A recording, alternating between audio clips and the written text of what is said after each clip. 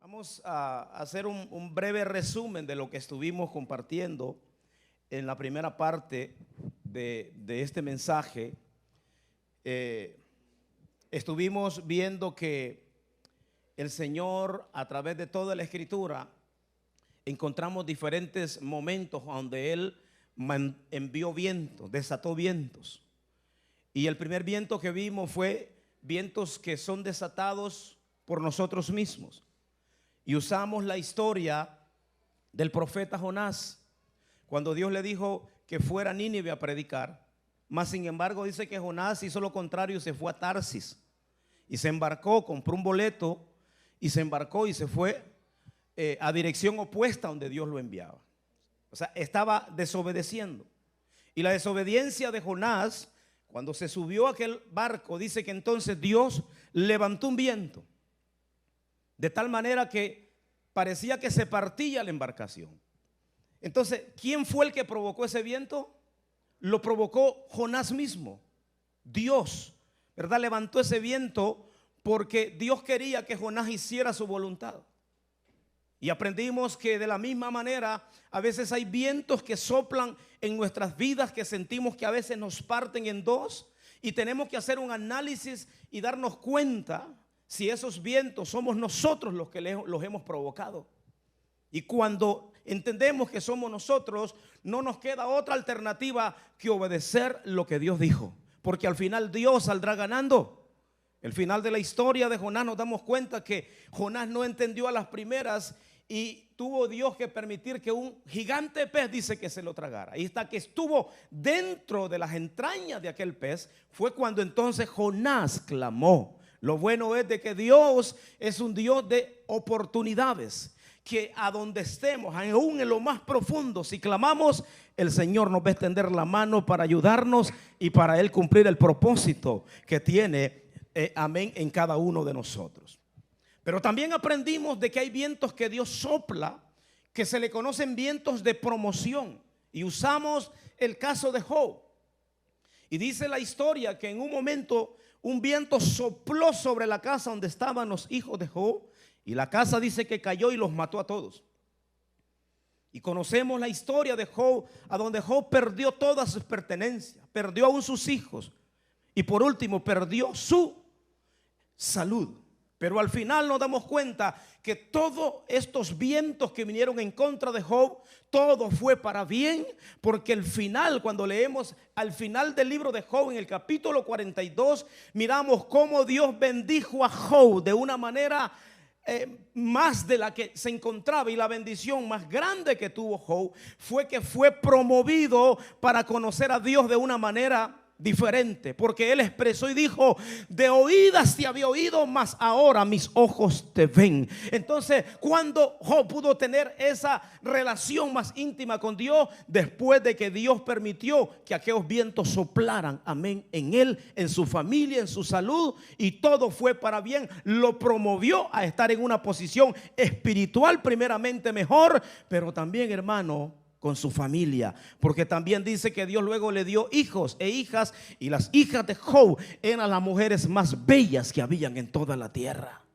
Entonces a ese viento le titulamos viento de promoción, a donde vienen esos vientos que a veces no entendemos. Somos fieles a Dios, amamos a Dios, servimos a Dios, estamos haciendo lo mejor para Dios, pero de pronto empiezan a suceder cosas que no nos explicamos, y aprendimos también que a los que hacemos la voluntad de Dios nos pasan cosas también adversas.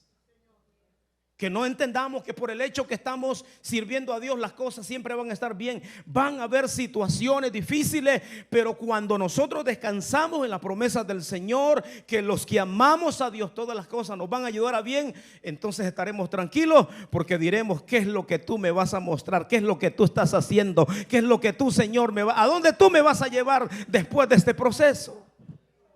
Y es lo que tenemos que aprender. Pero también aprendimos de que hay vientos de liberación.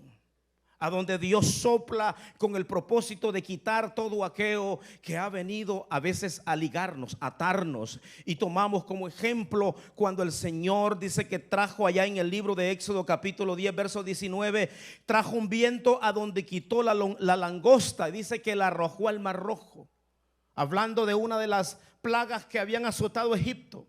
Y dice que vino un viento fuerte y sopló y sacó todas las langostas que habían llegado a Egipto. Y entonces, ¿verdad?, cesó aquella plaga. Y esto lo estudiamos y lo vimos, que las langostas siempre es una representación de un mundo espiritual, de demonios. Pero el poder de Dios, el soplo de Dios cuando viene a nuestras vidas, nos hace libres, rompe toda cadena. Y el número 4, que en esta hora quiero hablarles, es un viento que Dios sopla, que es un viento de provisión. Y a lo mejor usted llegó en esta mañana en este lugar y está en este lugar no por casualidad ni por coincidencia. Dios lo trajo aquí para hablar, para ministrarle y para decirle qué tan interesado está Él en soplar sobre su vida, en soplar sobre su matrimonio, sobre su salud, sobre su finanza, sobre cualquier necesidad que usted tenga. Dios quiere soplar sobre cada uno de nosotros. Y este viento lo encontramos en el libro de Números capítulo 11 versículo 31. Y dice: y vino un viento de Jehová y trajo codornices del mar y las dejó sobre el campamento, un día de camino a un lado y un día de camino al otro lado. Alrededor del campamento, a casi 2 codos, dice, sobre la faz de la tierra.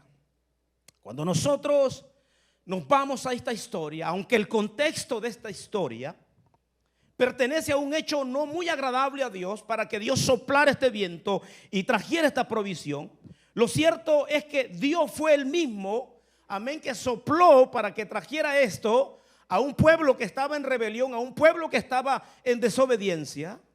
Pero de la misma manera, si este pueblo que estuvo en desobediencia, Dios, hermanos, les trajo, cuánto más cuando nosotros como pueblo procuramos obedecer al Señor. Yo analizaba en esta historia, Dios mío, el pueblo de Israel, viendo un poco la historia, estaban cansados del maná. Ellos estaban caminando hacia la tierra prometida, les tardaría 40 años para llegar a la tierra. Pero en esa travesía, la Biblia nos dice que Dios les proveyó para que ellos pudieran llegar hacia el otro lugar.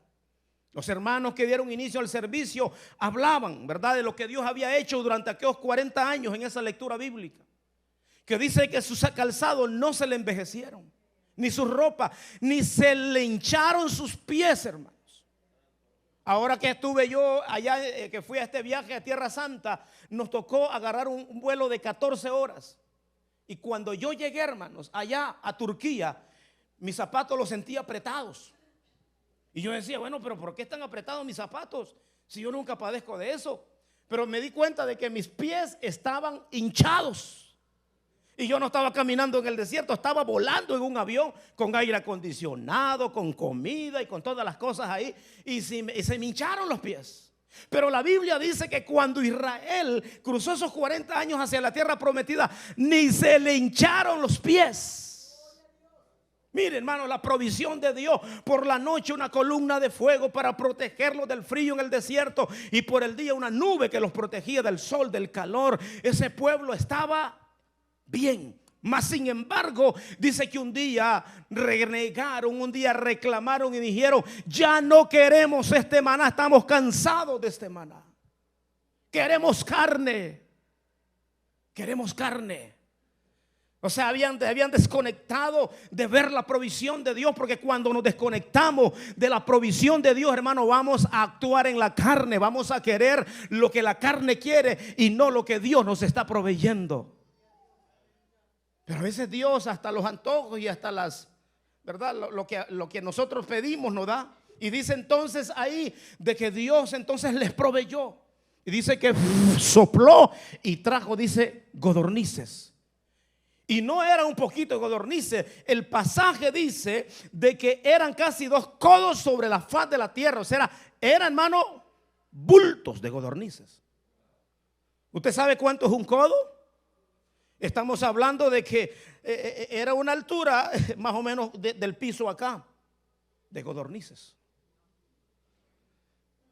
O sea que la provisión de Dios siempre va a ser abundante. La provisión de Dios siempre va a ser grande en favor de su pueblo. Pero como dijimos, entendemos el contexto de esta historia. Para el pueblo de Israel, si Dios les proveyó, a pesar de que estaban ellos en una actitud rebelde, pero me enseñaba y el Señor me ministraba y me decía: cuánto más a mi pueblo que están haciendo mi voluntad. Yo no le voy a dar 2 codos, le voy a dar 4, le voy a dar 10. Amén. Yo quiero soplar sobre mi pueblo.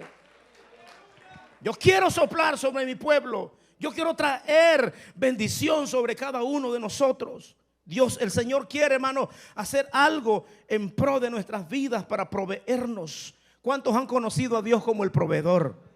A Jehová Jireh. Ahora, lo que yo entendía, y obviamente esto me lo va a entender el pueblo de Dios, aquellos que conocemos la palabra, aquellos que, amén, sabemos lo que la Biblia nos dice, vamos a entender más profundo. Estos vientos y este viento de provisión para el pueblo tiene una condición. Hay vientos que Dios los sopla incondicionalmente, pero hay vientos, amén, que son condicionalmente. Y nosotros, la iglesia, entendemos que la provisión de Dios en su máxima voluntad va a ser cuando nosotros cumplimos lo que el Señor nos dice. Y yo quiero hablarle de esto, hermano. A Israel, mire, a Israel se lo dijo de esta manera: yo quiero seguir soplando bendición. Yo quiero que sean una nación prosperada. Yo quiero que ustedes sean admirados por los otros, por las otras naciones, por los otros pueblos. Pero ustedes tienen que cumplir mis mandamientos. Ustedes tienen que cumplir lo que yo les he puesto como preceptos, como mandamientos, como estatutos. Y se lo dice en el libro de Deuteronomio. Y les dice: si ustedes cumplen todo esto, ustedes no serán cola, ustedes serán cabeza. Ustedes no estarán abajo, estarán arriba. Ustedes no van a andar quitando prestado, ustedes van a prestar. Ustedes van a ser deseados, amén, en el campo, en la ciudad, en todo lado. Ustedes van a ser prosperados, pero tienen que cumplir los estatutos, lo que yo les digo. Y cada vez que el pueblo de Israel empezaba a desobedecer lo que el Señor les decía, principios que luego Dios tuvo que convertirlos en ley por la dureza del corazón del hombre, por la dureza del corazón del pueblo. Porque cuando miramos los principios que Dios le dio para soplar provisión, para soplar viento, no los encontramos en la ley, los encontramos mucho antes de la ley. Encontramos a un Abraham, encontramos a un, amén, Caín y Abel trayendo ofrendas a Dios. Encontramos luego a un Abraham trayendo ofrendas y trayendo diezmos a Dios. Luego encontramos a un Jacob, el hijo, amén, de Abraham, hablando y dando también a Dios ofrendas y diezmos a Dios. No era, amén, ley todavía. Eran principios que Dios había establecido. ¿Para qué? Para que el pueblo fuera bendecido, para que Dios pudiera soplar provisión hacia ellos. Luego entonces para Israel Dios les establece una ley porque se habían olvidado los preceptos, y el que estaba más interesado en bendecirlos era Dios. Y por eso entonces el Señor lo establece y les dice: ahora no va a ser voluntario, ahora ustedes lo tienen que hacer obligado. Y mire lo que sucede después. Llega un momento en que el pueblo deja de obedecer. Y en el libro de Malaquías, acuérdense, estamos hablando de Israel. En el libro de Malaquías, capítulo 3, versículo 7 en adelante, aquí Dios le habla a través del profeta a este pueblo. Y le dice: desde los días de vuestros padres os habéis apartado de mis leyes y no las guardasteis. Volveos a mí y yo me volveré, le dice, a vosotros, ha dicho Jehová de los ejércitos. Mas dijisteis: ¿en qué nos hemos de volver? Y viene entonces el Señor y le habla: ¿robará el hombre a Dios? Pues vosotros me habéis robado. Y dijisteis: ¿en qué te hemos robado? Y el Señor les habla, porque cada vez que Dios nos habla o le preguntamos, Él contesta. ¿Cuántos saben que Dios contesta? A veces son sí, a veces son no, o a veces es un silencio, pero son contestaciones de parte de Dios. Dios le habla, entonces le dice: ¿robará el hombre a Dios? Pues vosotros me habéis robado. Y dijisteis: ¿en qué te hemos robado? Entonces Dios le dice: me habéis robado en los principios que Dios les establecí. En la ley que yo les establecí, me habéis robado en vuestros diezmos, vuestras ofrendas, y maldito soy con maldición, porque vosotros la maldición, la nación toda me habéis robado. Pero le dice Dios: traed todos los diezmos al alfolí, y hay alimento en mi casa, en tu casa, y probadme ahora en esto, dice Jehová. Probadme ahora en esto, le dice Dios a Israel. Y si Jehová de los ejércitos, si no os abriré la ventana de los cielos y derramaré sobre vosotros bendición hasta que sobreabunde. Y luego le sigue diciendo: y reprenderé también por vosotros al devorador, y no os destruirá el fruto de la tierra, ni la vid en el campo será estéril, dice Jehová de los ejércitos. Y todas las naciones os dirán: bienaventurados, porque seréis tierra deseable, dice Jehová de los ejércitos. Estas fueron las palabras textualmente, literalmente, que Dios le habló a través de los labios del profeta Malaquías a esta nación cuando se habían alejado. En otras palabras, lo que Dios estaba diciendo: yo no puedo soplar sobre ustedes provisión porque ustedes han cerrado. Así se lo dice. Pero mire ahora cómo el Señor no lo habla a la iglesia. Usted dirá: bueno, no, pastor, tranquilo, pero es que yo no soy Israel, yo soy iglesia, yo soy gentil. Porque cuando se tocan estos principios, hermanos, de mayordomía, que Dios nos quiere bendecir, nos ponemos medios así como serios, ¿verdad? El viernes me tocó estar ministrando en una iglesia en Norte Carolina y hablamos de este tema, de mayordomía. Y una de las cosas que el Señor me enseñaba es que tenemos un problema dentro del pueblo de Dios, que muchos han aceptado a Jesús como Salvador, pero no lo tienen como su Señor. Y son dos cosas muy diferentes. Se lo voy a volver a repetir. Hay muchos que lo han aceptado como Salvador, pero hasta ahí se quedaron y no lo tienen como Señor. Una cosa es que Dios sea nuestro Salvador, pero otra cosa es que sea nuestro Señor. Porque cuando lo tenemos como Salvador, lo vamos a ver nada más en una parte, en un ángulo, los beneficios nada más de Él. Pero cuando es nuestro Señor, vamos a reconocer que Él es nuestro Señor, que Él es dueño absoluto de cada uno de nosotros, y que nada nos pertenece, sino que todo le pertenece al Señor, y que simplemente somos mayordomos, y como mayordomos debemos de ser buenos administradores de lo que Dios nos ha puesto. No sé si usted me entiende. La pregunta en esta mañana es: ¿cómo tienes a Dios en tu corazón? ¿Como un Salvador nada más, o lo tienes como Señor y Rey de tu vida? Porque cuando Él es Rey y Señor de nuestras vidas, Él es dueño de todo. Él es dueño de todo. Él es dueño de nuestra vida, dueño de nuestra alma, dueño de nuestros hijos, de nuestras casas, de nuestro carro. Amén. Y también es dueño de la billetera, hermanos. Algunos ya con una carita media rara, hermanos. Ya están medios empunchados. Y usted sabe que yo estos temas se los hablo con libertad, porque yo no le como diezmos ni ofrendas a nadie. Entonces, Dios luego viene y le habla a la iglesia. Le habla a la iglesia, para ir terminando este asunto, para que más adelantito se ríe un poquito más.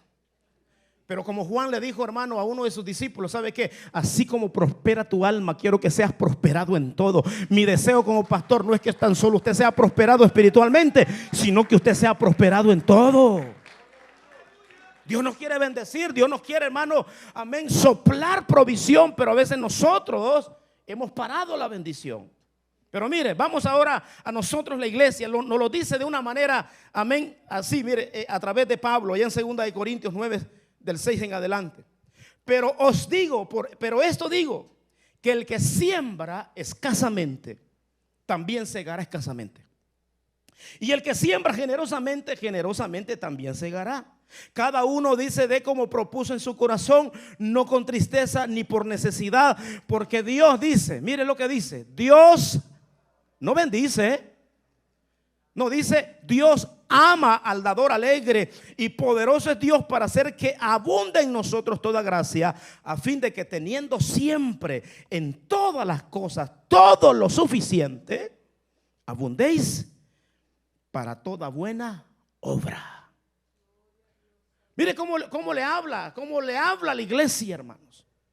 De que seamos entonces, mire, porque ahora a nosotros debe de ser diferente, no debe ser como Israel. Para Israel era algo obligatorio, porque Israel no entendían, Israel no tenían revelación, Israel no tenía el Espíritu dentro de ellos. Pero usted y yo, amén, tenemos algo diferente. Ya Dios no está externo, ya Dios no lo miramos en una nube. Él se vino a meter dentro de nosotros y ahora tenemos un conocimiento más pleno de lo que es servir a Dios y obedecer su palabra. Y ya no nos limita Dios como le limitaba a Israel. A Israel estaba limitado estrictamente, tenían que hacerlo. La iglesia, mire, le dice, así como propuse en tu corazón, si siembras escasamente, escasamente vas a recibir. Pero si siembras generosamente, o sea, no le limita, no le pone un 10%. ¿Sí me entiende? A lo que quiero que lleguemos a esta parte.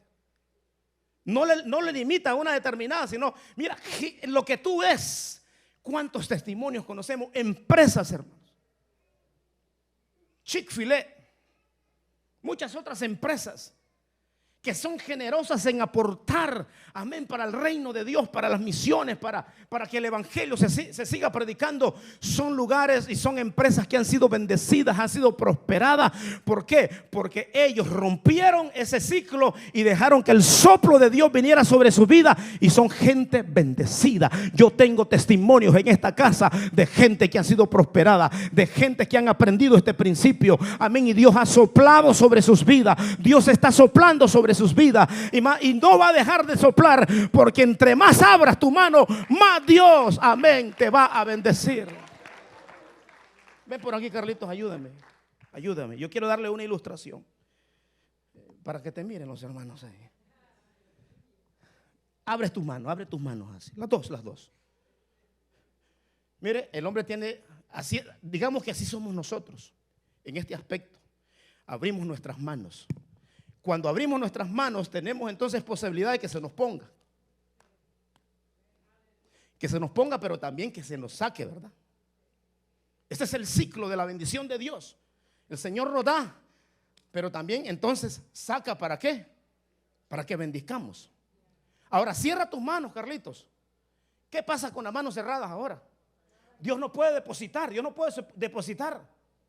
¿Por qué? Porque cerró sus manos. Pero mientras Él tenga sus manos abiertas, ábrela, Dios va a estar siempre depositando. Dios siempre va a estar dando. Dios siempre va a estar fluyendo, hermano. Pero lo que pasa es que a veces cerramos la mano y Dios no nos puede bendecir. Gracias, Carlito. Dios no nos va a poder bendecir. Y eso es lo que este viento tiene una condición: mantener las manos abiertas. Y Dios entonces va a fluir. Dios nos va a bendecir. Y Dios va a hacer cosas que no nos podemos imaginar. Ese hombre Dios lo ha bendecido porque ha aprendido el principio. Y disculpa, Carlito, que te use. Un día vino atemorizado y me dijo: pastor, quiero dar inicio a una empresa.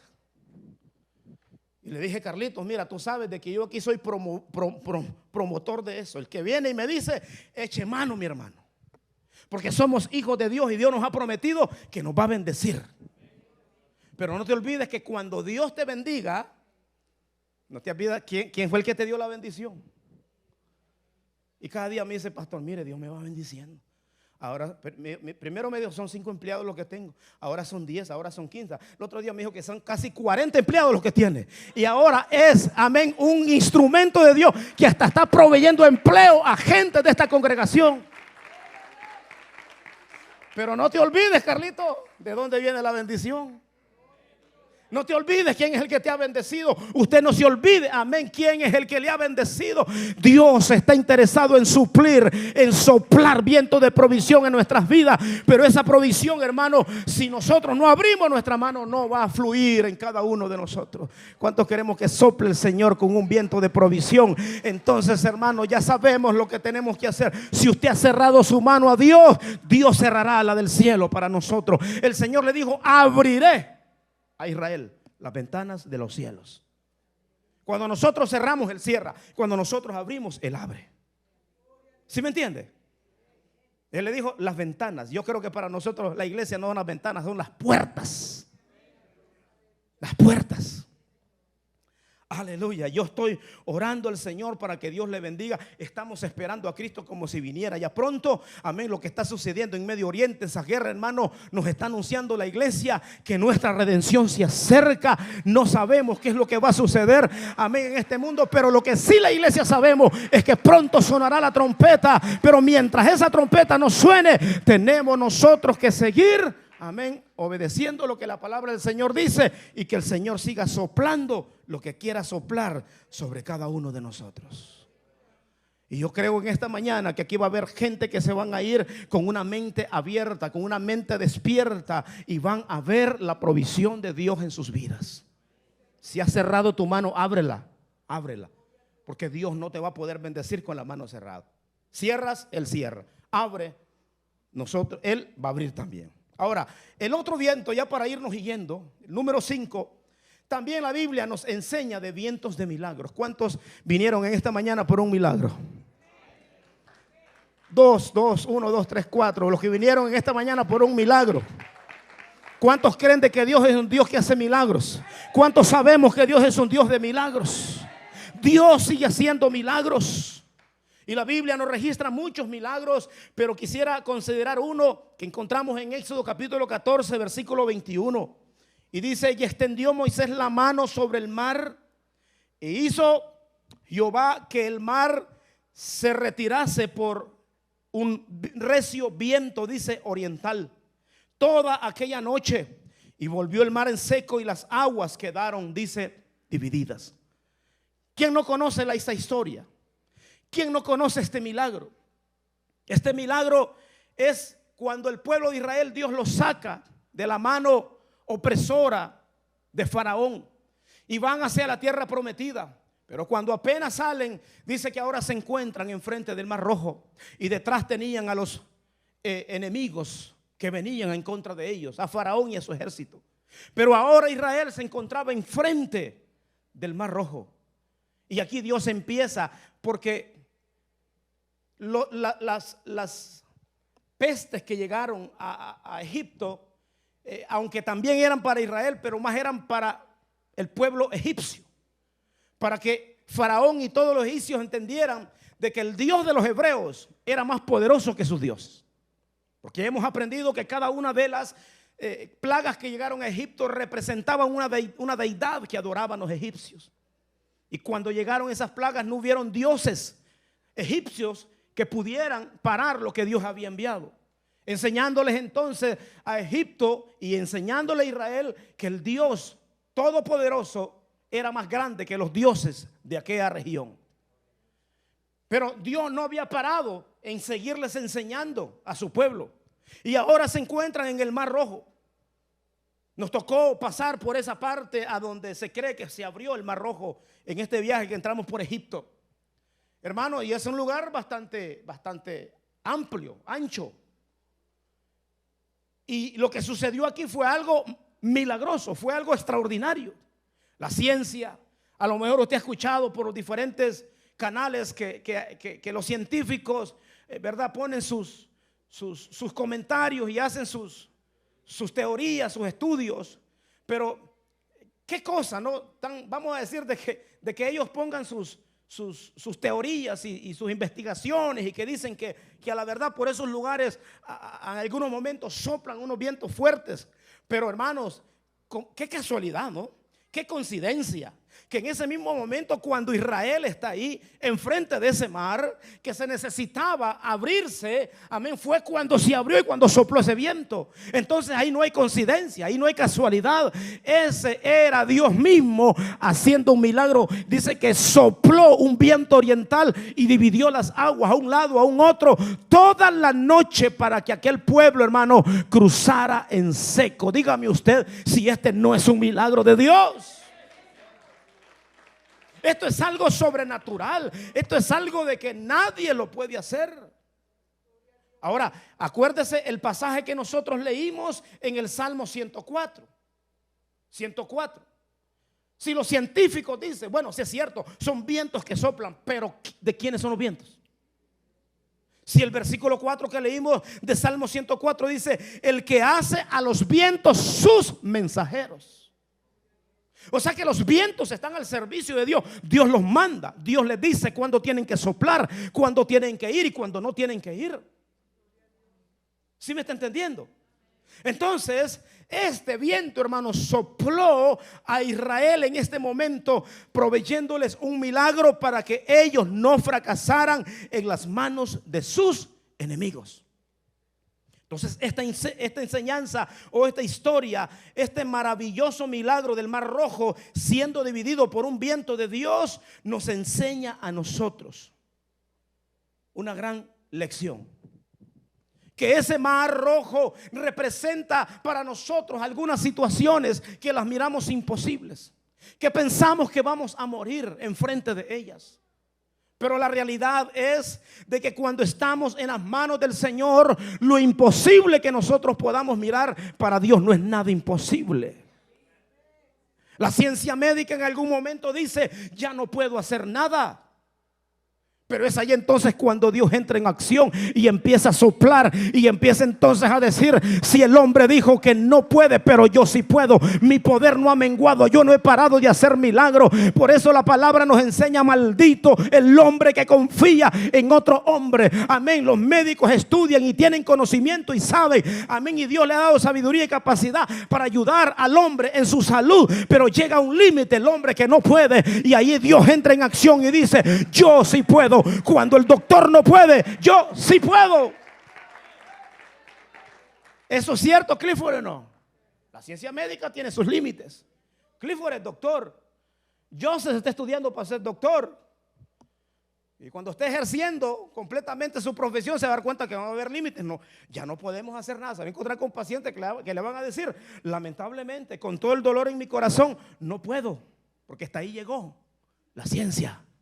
Pero ahí, hermanos, entonces Dios sopla. Esos momentos se convierte como el pueblo de Israel enfrente al Mar Rojo. No es fácil recibir una noticia cuando has estado esperanzado en la ciencia, en Estados Unidos, a donde está lo más avanzado. Y vienen y te dan una mala noticia. Y te dicen, no, ya no podemos hacer nada.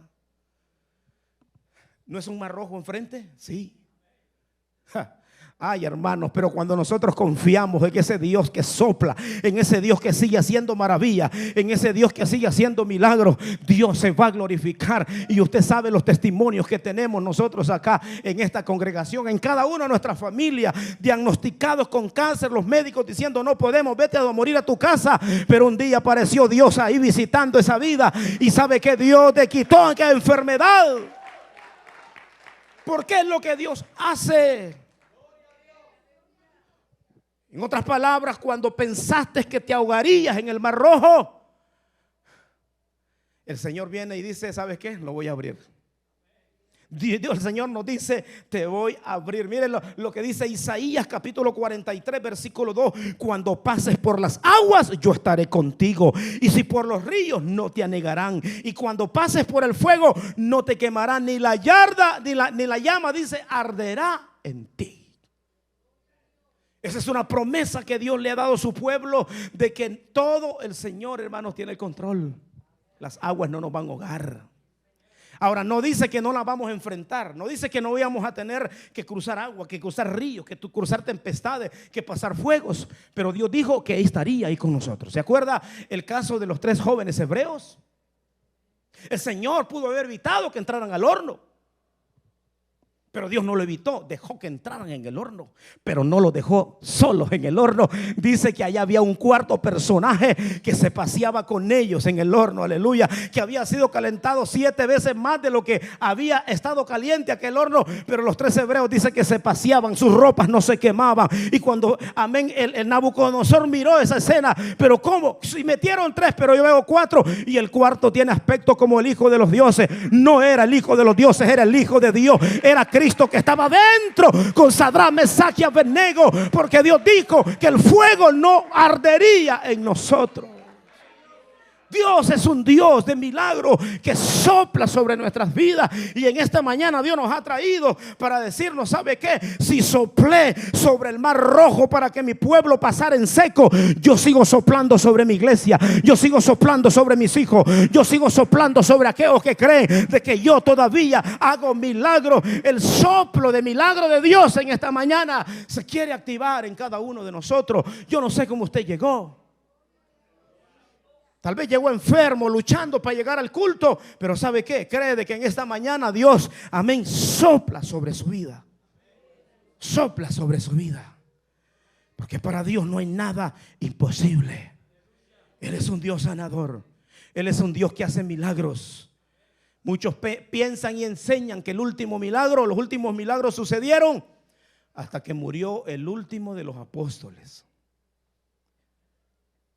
Se le conoce la doctrina de la cesión, o sea que cesaron los milagros, cesionismo. Y creen de que cuando el último de los apóstoles murió, que fue Juan, ahí pararon los milagros. Pero la Biblia no me dice eso. La Biblia no me dice que eran los apóstoles los que lo hacían. La Biblia me dice que Dios es el mismo ayer, hoy y por los siglos de los siglos. Él no ha parado, Él sigue siendo el mismo ayer y hoy. Así que yo sigo creyendo que Él hace milagros. Yo sigo creyendo que Él sigue soplando sobre su pueblo para traer, amén, salud física a nuestras vidas. Y vamos a orar por los enfermos para que el Señor se glorifique. Pero por último, mis amados, quiero hablarles de un viento que es de suma importancia también para el pueblo de Dios. Y este viento yo le he titulado el viento de unción o el viento de llenura. En el libro de los Hechos, capítulo 2, versículo 1 en adelante, el 4 dice: cuando llegó el día de Pentecostés, estaban todos unánimes. Dice, mire, esto es bien importante, hermanos. Dice que estaban todos unánimes, los que estaban ahí en el aposento alto. Estaban unánimes juntos. Una cosa es estar juntos, nada más. Pero aquí dice que ellos estaban unánimes y juntos. Y de repente, mire, y de repente vino del cielo un estruendo como un viento recio que soplaba, dice, la cual llenó toda la casa donde estaban sentados, y se le repartieron lenguas como de fuego, asentándose sobre cada uno de ellos, y fueron, dice, todos llenos del Espíritu Santo, y comenzaron a hablar en otras lenguas según el Espíritu les daba que hablasen. Según el Espíritu les daba que hablase. Y este viento yo le he titulado el viento de unción, el viento de llenura.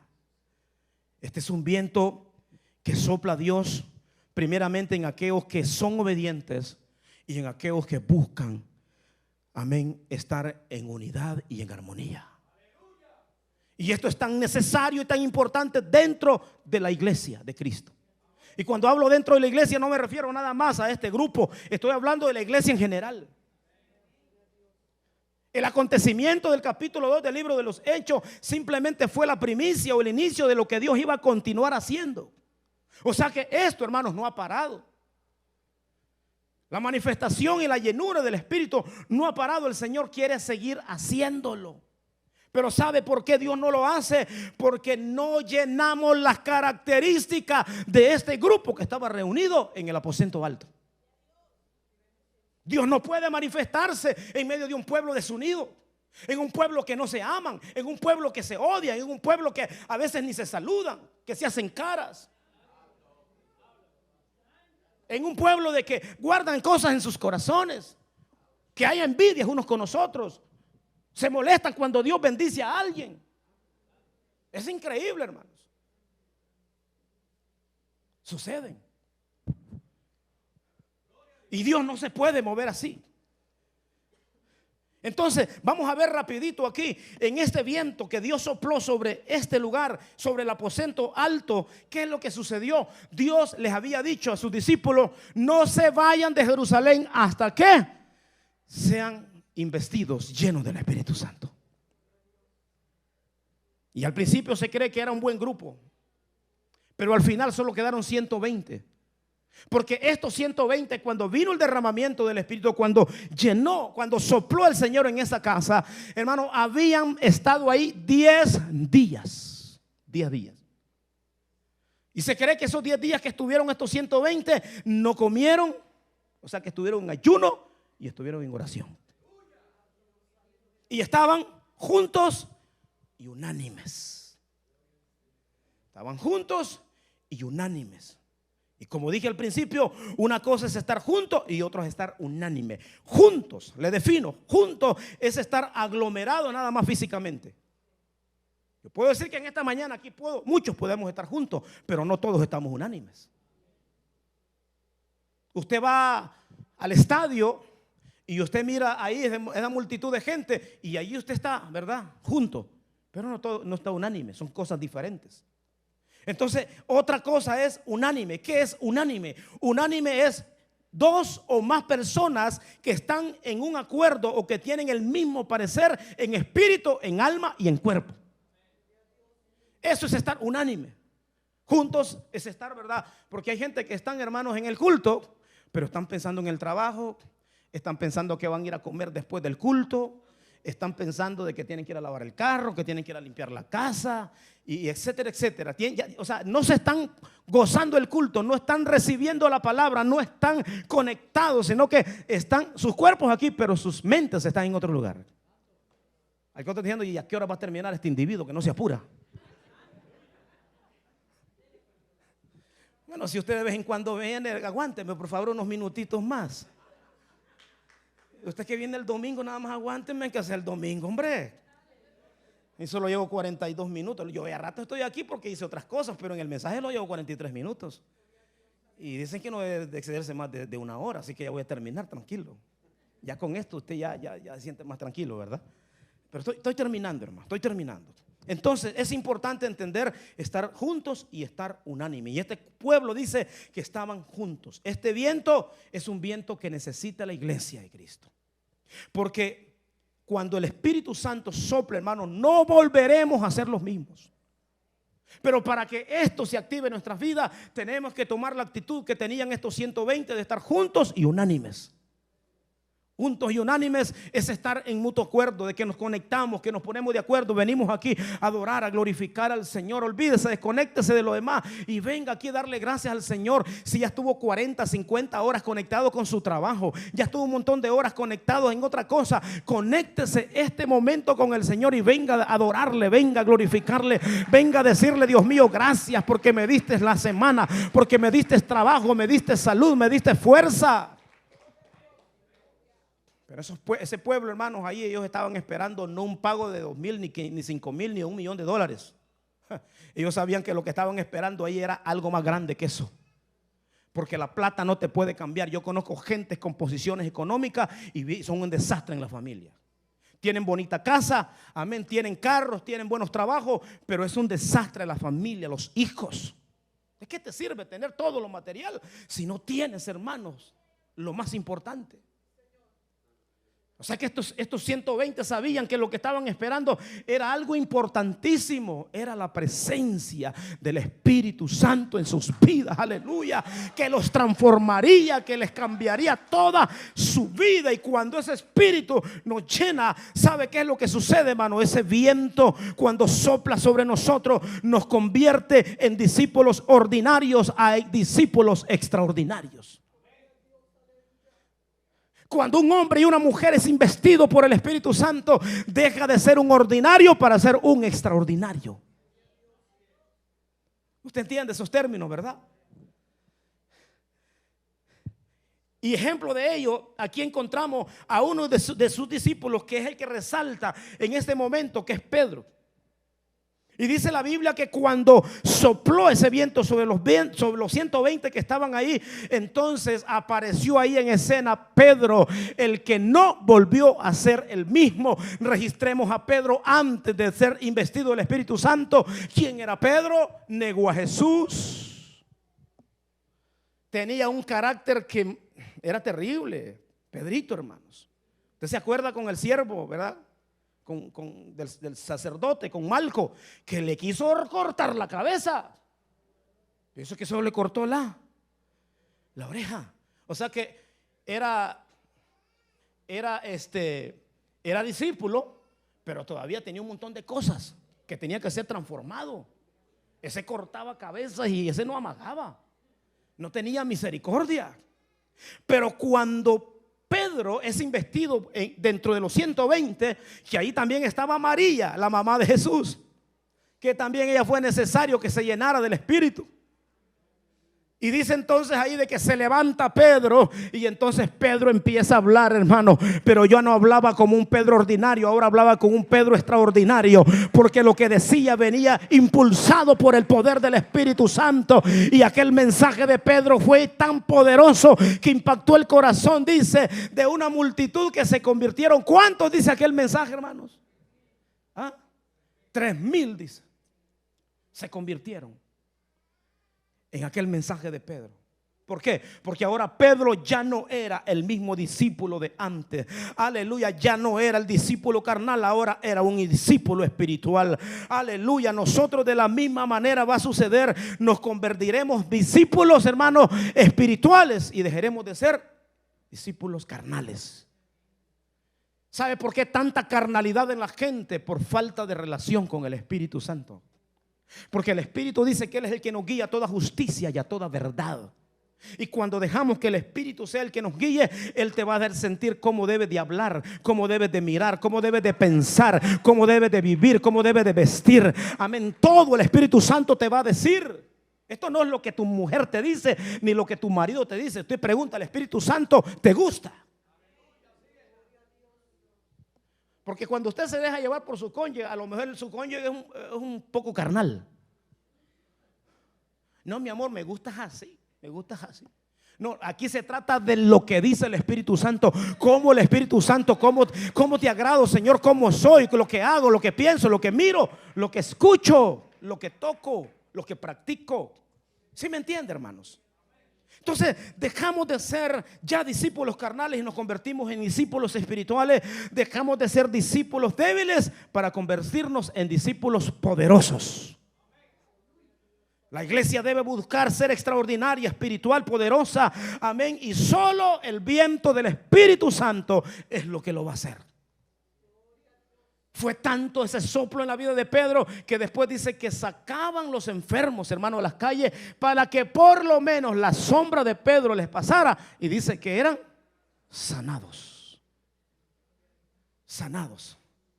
Ahora, no era Pedro, dice un coro por ahí, ¿verdad? Sino que era el poder del Nazareno que estaba en él. Porque a lo mejor otros pasaban la sombra con ellos y a lo mejor más se enfermaban. Pero cuando la sombra de Pedro pasaba, dice que los enfermos se sanaban. Porque allí estaba la unción, el soplo del Espíritu Santo. La llenura, la unción estaba sobre la vida de ese hombre. Es necesario en este tiempo tener hombres y mujeres llenas del Espíritu Santo.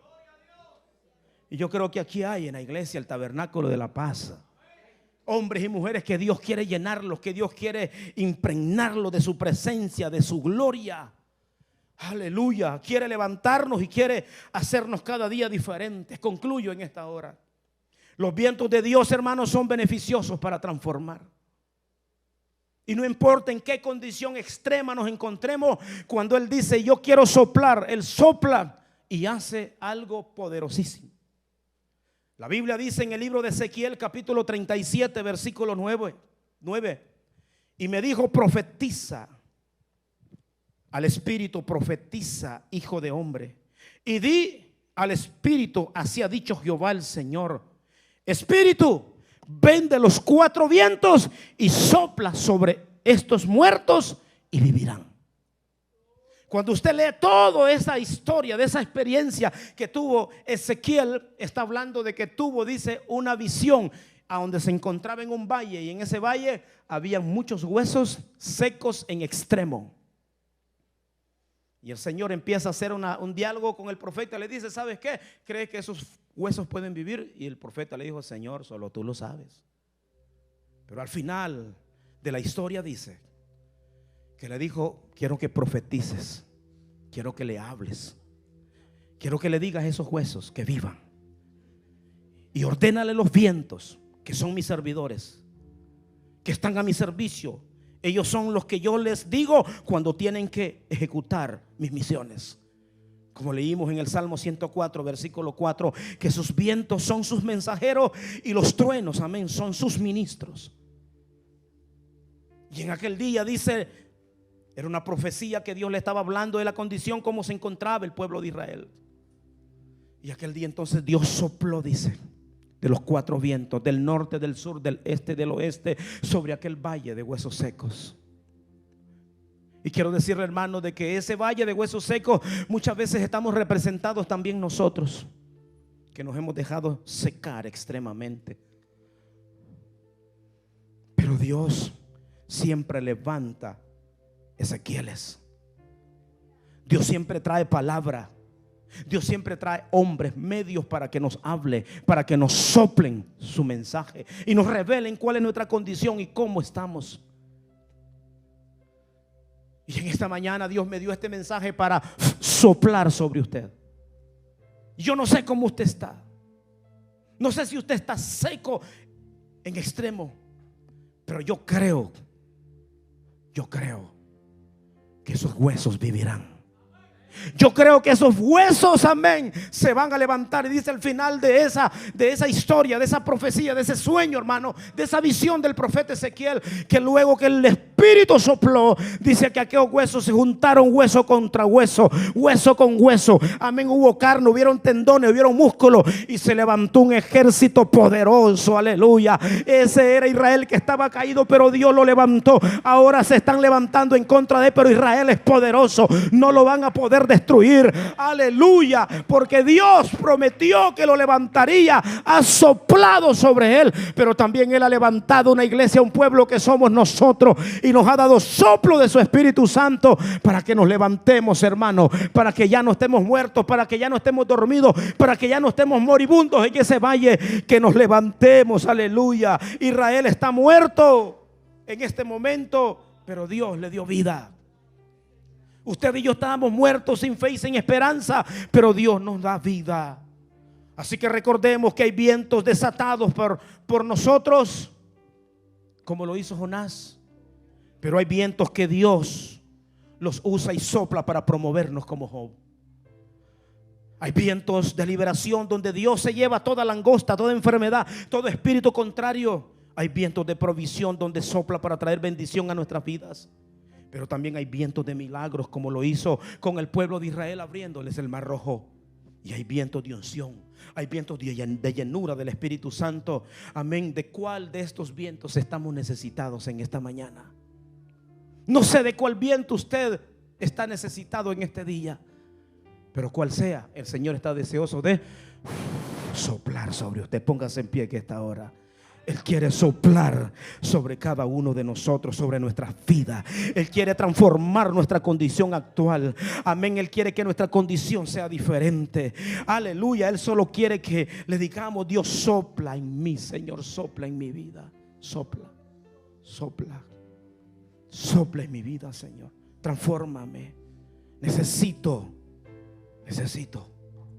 que me soples en base a mi necesidad. Aquí hay gente que Dios quiere hacer algo extraordinario con su vida, porque no te sientes realizado, no te sientes completo, completa, porque te hace falta lo más importante, que es esa conexión, esa intimidad con Dios. Pero hoy es el día que le podemos decir: Señor, aquí estoy. Oh Dios, te doy gracias en esta hora por la oportunidad que me has dado de compartir tu palabra con este pueblo, Señor, con cada una de las visitas, amigos que llegaron en este día. Dios mío, creo que en ti siempre hay propósitos. Y en este día, Señor, los que hemos recibido esta palabra, no tenemos excusa, Dios. Tú siempre nos das una oportunidad para dejarnos saber cuál es la necesidad en nuestras vidas, que necesitamos un soplo de parte tuya. Y yo te pido que en este día, Señor, te glorifiques en la vida de cada uno de los que estamos aquí, conforme a la necesidad de cada uno de tus hijos, Señor. Gracias. Gracias por este maravilloso y grande privilegio que me das de exponer tu palabra. Humanamente no tengo nada que dar, Señor. Todo, Dios mío, viene de ti, dependo de ti. Y te doy gracias por esta palabra que me la diste, Señor, para edificar mi vida, pero también para edificar la vida de este pueblo que la recibiría en este día. Y no tan solo los que están aquí físicamente, sino los que nos están viendo o los que eventualmente van a escuchar, Señor, este mensaje. Sopla sobre cada uno, Dios mío, con milagros, con provisión, con unción, con liberación, Dios mío, en el nombre de Jesús. En el nombre de Jesús. Gracias, Señor.